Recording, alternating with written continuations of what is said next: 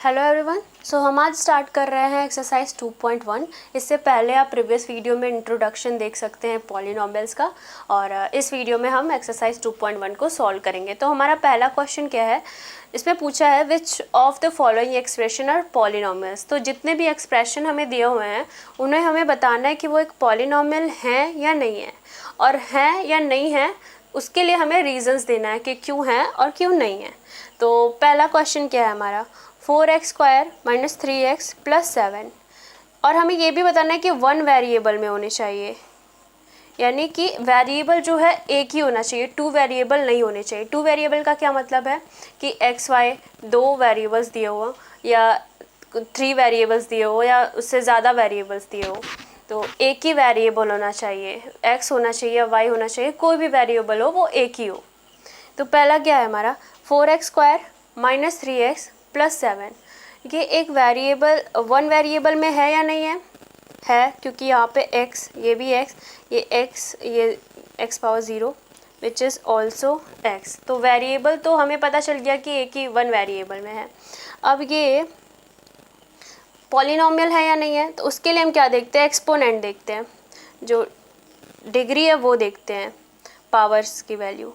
4x², 2 क्या है हमारा होल नंबर है, 3x⁻1 जो कि क्या है हमारा होल नंबर है, x⁻0 ये भी हमारा क्या है, 0 जो है हमारा वो होल नंबर है।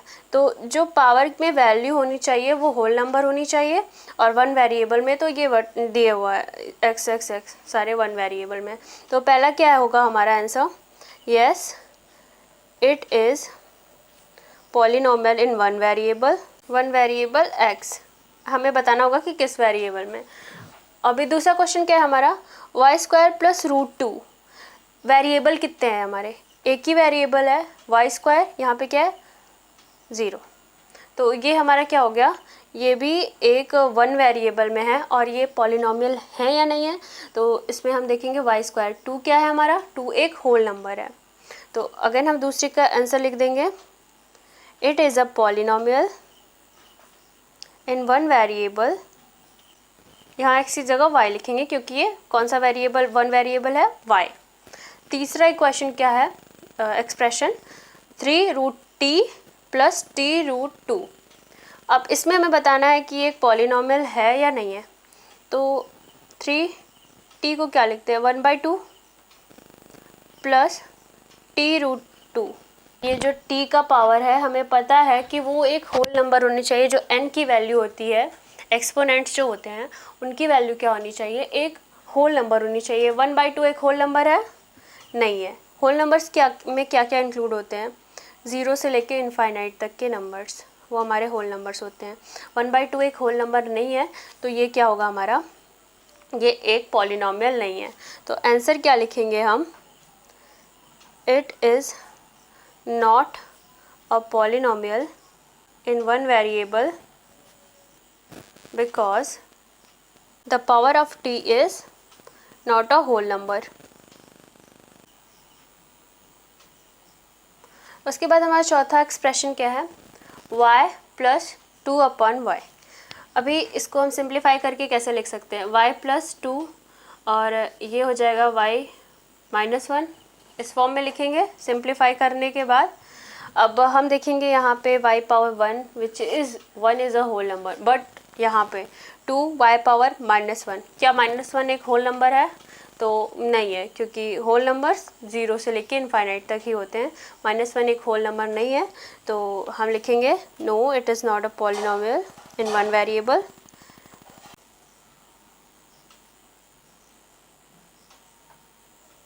because the power of y is not a whole number।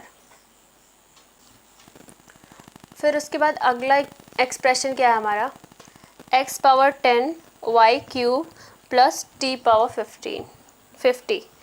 अब देखिए हमें क्या बताना है कि पॉलिनॉमियल्स जो हैं वन वेरिएबल में होने चाहिए।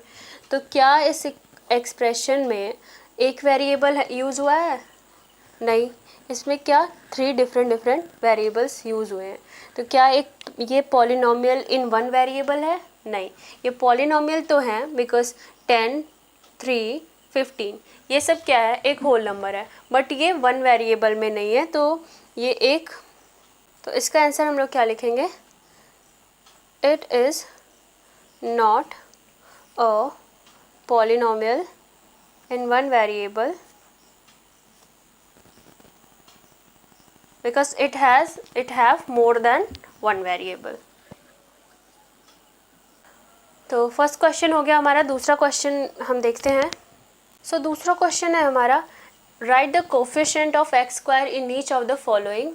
तो हमें एक्स स्क्वायर के कोफिशिएंट बताने हैं। तो कोफिशिएंट ऑलरेडी मैंने प्रीवियस वीडियो में बताया कि कोफिशिएंट क्या होते हैं, इस वीडियो में फिर से बता देती हूँ। तो एक्स स्क्वायर का हमें कोफिशिएंट फाइंड आउट करना है, यानी हमें ऐसा टर्म ढूंढेंगे पहले जिसमें एक्स स्क्वायर हो। तो एक्स स्क्वायर है यहाँ पे। अभी हमें पता है टर्म्स क्या होते हैं, टर्म्स क्या होते हैं, वेरिएबल इनटू मतलब कांस्टेंट इनटू वेरिएबल्स। तो इसमें कांस्टेंट क्या है, 1। सो जो एक्स स्क्वायर का हमें कोफिशिएंट बताना है, मतलब इसके साथ जिस कांस्टेंट नंबर का मल्टीप्लाई हुआ है वो क्या है हमारा, वो कोफिशिएंट होगा एक्स स्क्वायर का। यानी फर्स्ट क्वेश्चन में हमारा कोफिशिएंट क्या होगा, 1। उसके बाद सेकंड क्वेश्चन में हमें बताना है एक्स स्क्वायर का कोफिशिएंट। एक्स स्क्वायर है यहाँ पे, इसका कोफिशिएंट क्या है, -1, क्योंकि यहाँ पे माइनस का साइन लगा हुआ है, तो इसका कोफिशिएंट क्या होगा, -1। थर्ड इक्वेशन में बताना है एक्स स्क्वायर का कोफिशिएंट। एक्स स्क्वायर के साथ कोफिशिएंट क्या है, π/2, ये कांस्टेंट वैल्यू है, तो ये क्या हो गया हमारा, π/2 जो हो गया हमारा, वो है कोफिशिएंट एक्स स्क्वायर का।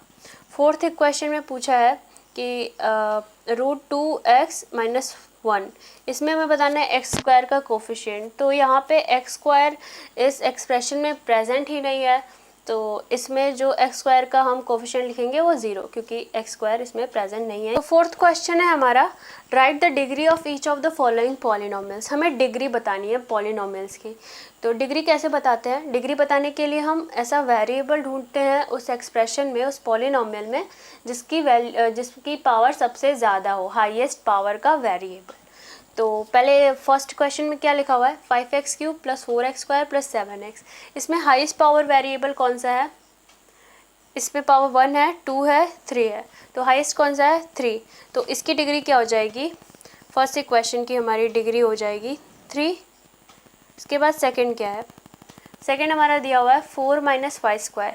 तो वेरिएबल्स की हाईएस्ट डिग्री, वेरिएबल क्या है, यहाँ पे y के पावर 0 होगा, यहाँ y पावर 2 है, तो हाईएस्ट कौन सा हुआ ये, इसकी डिग्री क्या हो जाएगी, 2।